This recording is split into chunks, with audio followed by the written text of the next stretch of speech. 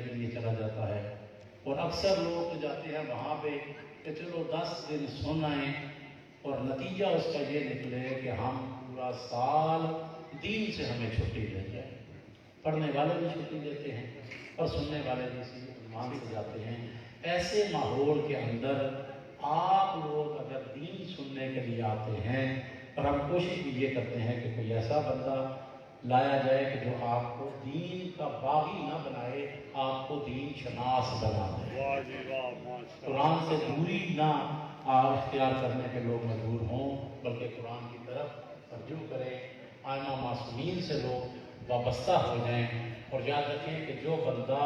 ان 14 ہستیوں سے وابستہ ہو جاتا ہے وہ کائنات کے ہر خیر سے وابستہ ہو جاتا ہے۔ جو ان 14 ہستیوں سے وابستہ ہو جاتا ہے وہ رضائے پروردگار سے وابستہ ہو جاتا ہے۔ جو ان 14 ہستیوں سے وابستہ ہو جاتا ہے وہ حقیقت میں جنت سے وابستہ ہو جاتا ہے۔ عجیب قسم کے ماحول میں پھر بھی کچھ لوگوں کا دین سننے کے لیے آ جانا، تو میں تو سلام کرتا ہوں آپ جیسے لوگوں کو۔ اور یاد رکھیں کوشش کی ہے کہ آپ کے سامنے کچھ دین، میں نے بھی، قبلہ صاحب نے بھی آپ کے سامنے کچھ دین پیش کیا جائے۔ اور یاد رکھیں کہ جو بندہ، جو عزادار اپنے دل میں محبت اہل بیت کو رکھتا ہو اور اپنے اوپر اہل بیت کے بتائے ہوئے دین کو نافذ کرتا ہو، پھر وہ امام حسین کی عزاداری کرے تو وہ اس مقام تک پہنچتا ہے جس کا احترام اللہ کے فرشتے کرتے ہوئے۔ لیکن اس کے لیے یہ تینوں بنیادی شرائط ہیں کہ وہ دل میں اہل بیت کی محبت بھی رکھتا ہو، اور اس کے ساتھ ساتھ اہل بیت کی اطاعت کو بھی لازم سمجھے۔ پھر جو آنسو نکلے تو وہ ایسا آنسو ہے کہ جو مچھر کے پر کے برابر یہ کرنے کا لائے واجب لہ الجنہ، اس بندے پہ اللہ جنت کو واجب کرتا ہے۔ دل میں محبت اہل بیت کو رکھتا ہو تو پہلا کام تو آپ نے کیا، خدا آپ کو اجر دے کہ آپ دین سننے کے لیے آئے ہیں۔ آپ تماشا گاہ میں کوئی تماشا دیکھنے نہیں گئے، آپ دین کے باغی بننے کے لیے، دین سے دور ہونے کے لیے نہیں گئے، بلکہ آپ دین سننے کے لیے آئے۔ 50% کام آپ نے کر لیا۔ اب آپ یہ کوشش کریں کہ کل محرم ہمارا یہ عشرہ ختم ہو جائے گا، وہ جو دین کچھ جو ہے قبلہ صاحب نے بیان کیا، 2-4 ٹوٹے پھوٹے الفاظ میں نے آپ کے سامنے بیان کیے، وہ جو دین بیان ہوا ہے اس پہ میں بھی عمل کرنے کی کوشش کروں اور آپ بھی عمل کریں۔ میرے بھائیو یاد رکھیں، میرے بھائیو یاد رکھیں کہ دین ہے اس لیے کہ اس پہ عمل کیا جائے، اس کو پوشت نہ کی جائے۔ وہ دین جو اللہ نے ہمارے لیے پسند کیا ہے اسے دین اسلام کہتے ہیں۔ اور آپ یقیناً جانتے ہوں گے کہ دین اسلام وہ مقدس دین ہے جس کے لیے محمد مصطفیٰ پتھر کھاتے ہوئے نظر آتے ہیں۔ یہ اسلام ہی ہے کہ جس کو نافذ کرنے کے لیے، لوگوں تک پہنچانے کے لیے پیغمبر خدا جو ہے وہ پتھر کھاتے ہوئے نظر آتے ہیں۔ اور خود ختمیہ مرتبہ ارشاد فرماتے ہیں کہ دنیا والوں یاد رکھو کہ کسی نبی کو ایسی اذیت نہیں دی گئی جیسی سیدہ کے بابا کو اذیت دی گئی۔ تو یہ اذیت کیوں برداشت کی ہے؟ اس لیے کہ لوگوں تک دین پہنچے۔ ختمیہ مرتبہ دین پہنچانے کے لیے اذیت برداشت کرتے رہے۔ اس کے بعد ہمارے آئمہ کو آپ دیکھیں، کم و بیش 250 سال تک ہمارے امام جو ہیں وہ دنیا میں، امام زمانہ جو ہیں وہ دنیا میں رہے ہیں۔ یہ جو 14 ہستیوں میں سے 12 امام اور جناب سیدہ نے مصیبتیں برداشت کی ہیں، شہادتوں کو قبول کیا ہے، تو فقط اس لیے کہ امت محمدی تک اصلی دین بے شک ختمی مطلب نے پتھر کھائے اسی دین اسلام کے لیے۔ ہمارے آئمہ معصومین نے شہادتوں کو قبول کیا فقط اسی دین کے لیے کہ حلال محمد قیامت تک حلال رہے اور حرام محمد جو ہے وہ قیامت تک حرام رہے۔ شریعت کے مسائل کو ہم بعض دفعہ جو ہے وہ سمجھتے ہیں کہ کوئی ایسی بات نہیں ہے، حلال حرام کی ایسے مولوی صاحبان شور مچاتے ہیں۔ نہیں میرے بھائی، نماز جو اللہ نے فرض قرار دی ہے، حلال اور حرام پہ اتنی تاکید کی گئی ہے کہ اگر کوئی بندہ وہ فریضہ جو اللہ نے فرض کیا ہر مسلمان مومن پہ فرض ہے، اور نماز کی اہمیت کے لیے یہی کافی ہے کہ اگر یہ قبول تو باقی باتیں بھی قبول ہوں گی۔ اگر یہ رد کر دی جائے گی ان کو بھی لگا ما سواہا وَإِن رُدَّتْ رُدَّ مَا سِوَاهَا کہ اگر نماز قبول تو معصوم فرماتے ہیں ہر عمل قبول ہو جائے گا، اور اگر نماز رد ہو گئی تو بندے کا کوئی عمل بھی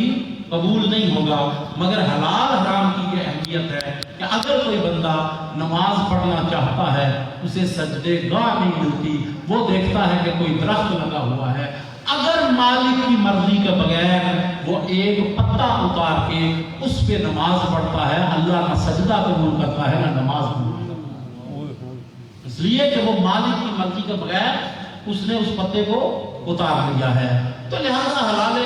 محمد کو حلال سمجھے، یہ معمولی معاملہ نہیں ہے۔ وہ اسلام، وہ دین کے جو اللہ نے ہمارے لیے پسند کیا اسے اسلام کہتے ہیں، اور اس کی بنیادی کتاب جو ہے وہ اللہ نے قرآن مجید کی صورت میں بھیجی ہے۔ اس کے 5 حقوق میں نے بیان کیے تھے کہ نسخہ قرآن گھر میں رکھیں، اس کی توقیر کریں، اس کی تلاوت کریں، اس میں غور و فکر کریں اور اس کے مطابق عمل کریں۔ باقی کام جو ہم نے بنا رکھے ہیں، جو بندہ اصلی دین پہ عمل نہیں کرتا وہ نمائشی کام بہت سارے کرتا ہے۔ بڑے بڑے لوگ جن کو ساری زندگی جو ہے وہ نہ حلال کی طرف توجہ کیا، نہ حرام کی طرف توجہ کیا، نہ مسجدوں میں کبھی آئے، بہت سارے بندے جو ہیں وہ فلم انڈسٹری کے ساتھ وابستہ ہوتے ہیں مگر مساجد کی تعمیر میں بڑا حصہ نہیں۔ کیوں؟ آپ کو سب سے پہلے اپنے وجود پہ دین کو نافذ کریں۔ اور امام خمینی سے جب ہمارے ملک کے ایک سربراہ نے کہا تھا کہ جناب آپ ایران میں انقلاب لے کر آئے ہیں، میں چاہتا ہوں کہ میں پاکستان میں انقلاب لے کر آؤں تو میں بھی وہاں پہ امیر المومنین بن جاؤں گا، تو امام خمینی نے دیکھ کے کہا تھا کہ تو پاکستان میں اسلام کو کیسے نافذ کر سکتا ہے جبکہ تو نے 6 فٹ میں اسلام کو نافذ نہیں کیا۔ بے شک پہلے اپنے بدن پہ تو اسلام کو نافذ کرو، پھر اس کے بعد جو ہے وہ ملک کے اندر بھی نافذ کر لینا۔ تو میرے بھائی یہ یاد رکھیے گا، نمائشی کام بہت سارے ہوتے ہیں، قرآن پڑھنا نہیں، قرآن پہ عمل نہیں کرنا، شادی ہو رہی ہے تو دلہن کو قرآن کے نیچے سے نکال دو۔ لہٰذا یہ ہمارے پاس بڑا کام ہے کہ ہم نے قرآن کی بڑی عزت کر دیا، کوئی بیمار ہو گیا تو پڑھ کے کوئی پھونک شونک مار دی، یہیں پہ ہمارے کام سارے ختم ہو جاتے ہیں۔ لیکن اللہ آپ سے تقاضا کرتا ہے، ہم سے تقاضا کرتا ہے کہ اس قرآن میں غور و فکر بھی کرو اور قرآن کے مطابق عمل بھی کرو۔ میں ایک کتاب ہے وہ پچھلے دنوں چھپ کے مارکیٹ میں آئی، تو اس کا میں ایک مطالعہ کر رہا تھا، تو وہ صاحب کتاب نے اس میں ایک واقعہ نقل کیا ہے کہ صلوات پڑھ لیجیے۔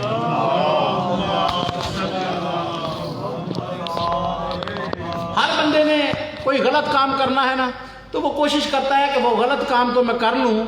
مگر بندوں کو پتہ نہ چلے، وہ لیبل اس پہ کوئی نہ کوئی اچھا لگا لیتا ہے اور سمجھتا ہے کہ شاید اس کی بھی مجھے داد ملنی چاہیے۔ انہوں نے کہا جی کہ ایک بندہ چلا گیا فروٹ منڈی میں، تو وہاں سے وہ ایک کریٹ اس نے جو ہے وہ سیب کا خریدا، سیب کا کریٹ۔ اب وہ کھلے ہوتے ہیں اور دکھاتے ہیں جناب دیکھیں سیب کتنے اچھے ہیں، اب دیکھا بڑے اچھے سرخ سیب ہیں اور بڑے اچھے سائز کے، وہ پیسے دے کے وہ سیب اپنے گھر میں وہ لے آیا۔ اب اس کی 4 تہیں ہوتی ہیں جب آپ کھولیں، بڑی پیٹی جو ہوتی ہے، تو اس نے جناب وہ جب کھولا تو اوپر تو بڑے بڑے سیب تھے اور آگے کیا ہوتا ہے میرا خیال ہے آپ اسے بہتر سمجھتے ہیں، وہ نیچے والی جو تہ تھی وہ اس سے چھوٹے سیب، پھر اس سے نیچے والی جو تہ تھی وہ اس سے بھی چھوٹے سیب، اور نیچے جو تھے وہ نام کے سیب تھے، دیکھنے میں وہ بیر لگتے تھے، بالکل سیب کا سائز جو ہے وہ چھوٹا، وہ پریشان ہو گیا کہ بھئی یہ تو پیسے میں دے آیا ہوں۔ اگلے دن وہ بیان کرتے ہیں کہ اگلے دن وہ گیا اور اس نے جا کر کہا اس سے کہ یار میں تو اسے سیب لے گیا تھا، تو وہ سیب اوپر تو بڑے اچھے تھے، نیچے تو اس سے بھی چھوٹے، پھر اس سے چھوٹے اور پھر بالکل ہی چھوٹے، تو یہ تو نے کیا کیا، پیسے تو نے اول درجے کے لیے ہیں اور ایسے دے دیا۔ اس نے کہا جب ہم مسلمان ہیں، قرآن سے محبت رکھتے ہیں، میں نے اپنے سیبوں کو قرآن کی ترتیب سے لگا رکھا، وہ جو قرآن کی ترتیب ہے نا اس کے مطابق میں نے اپنے سیب لگا رکھے ہیں۔ اس نے کہا جناب یہ قرآن کی ترتیب کیا ہے؟ اس نے کہا قرآن کو آپ کھول لینا، سورہ الحمد کو الگ کر دیں۔ تو شروع میں اللہ نے بڑی بڑی صورتیں رکھی ہیں، سورہ بقرہ ہے 286 آیات ہیں، پھر اس کے بعد باقی سوروں کو دیکھیں، بڑی بڑی صورتیں اللہ نے پہلے رکھی ہیں اور چھوٹی چھوٹی صورتیں اللہ نے بعد میں رکھی ہیں، 4 4 5 5 آیات والی۔ تو میں نے سیب کو قرآن کے مطابق لگا رکھا، تو اس طرح سے دھوکہ دینا اور ایسی باتیں کرنا، ان چیزوں پہ عمل کرنا جو ہے، میں بالکل کھلے، چونکہ آخری دن ہے، میں کھلے انداز سے بات کر رہا ہوں کہ میرے بھائیو یاد رکھیں، قرآن پہ عمل کرنے کی کوشش کریں، دھوکہ دینے کی کوشش نہ کریں۔ ایک دفعہ مل کے صلوات پڑھ لیجیے۔ اس قرآن نے جو عقائد بیان کی ہیں ان عقائد کی طرف توجہ کریں، پھر جو قرآن نے عبادات اور اخلاقیات بیان کی ہیں، اور یہ ہستیاں آپ سے یہی تقاضا کرتی ہیں، جو بندہ قرآن پہ عمل کرتا ہے معصوم اس کو اپنا شمار کرتے ہیں، اور کوئی بندہ ہزاروں نعرے لگاتا رہے مگر اس کا قرآن کے ساتھ تعلق نہیں ہے تو میرے بھائی اہل بیت اس سے جدا ہو جاتے ہیں، اس لیے کہ القرآن ما علی و علی و مال قرآن، علی ابن ابی طالب کائنات سے جدا ہو سکتا ہے مگر قرآن سے جدا نہیں ہو سکتا۔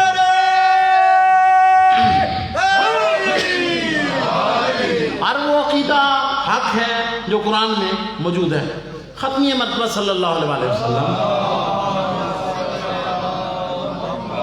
بہار میں علامہ مجلسی نے اس روایت کو نقل کیا کہ ایک بندہ پیغمبر خدا کے سامنے آیا اور آ کے جب داخل ہوا تو کہنے لگا السلام علیکم یا ربی، او میرے رب میرا آپ پہ سلام ہو۔ پیغمبر دیکھ کے ارشاد فرماتے ہیں خدا تجھ پہ لعنت کرے، تجھے ہو کیا گیا ہے؟ یہ محمد مصطفیٰ کی تعلیمات میں سے تو نہیں ہے، میں نے تو نبوت کا دعویٰ کیا ہے، اللہ نے جب مجھے بھیجا ہے دنیا میں تو عبد بنا کے بھیجا ہے، اپنا حبیب بنا کے بھیجا ہے، اپنا رسول بنا کے بھیجا ہے۔ پھر امام محمد باقر علیہ السلام، حضور نے اپنی ربوبیت کا انکار کیا۔ امام محمد باقر علیہ السلام کے پاس ایک شخص آیا، کہنے لگا کہ میں امام کے پاس بیٹھا تو امام سے لوگ سوال کر رہے تھے، امام علم کے موتی بکھیر رہے ہیں، سوالوں کے جواب دیتے جا رہے ہیں، میرے دل میں آیا کہ یہ جیسے جواب دے رہے ہیں یہ نبی ہو سکتے ہیں، غیر نبی ایسا جواب نہیں دے سکتا۔ وہ کہتے ہیں جب یہ کہا نا،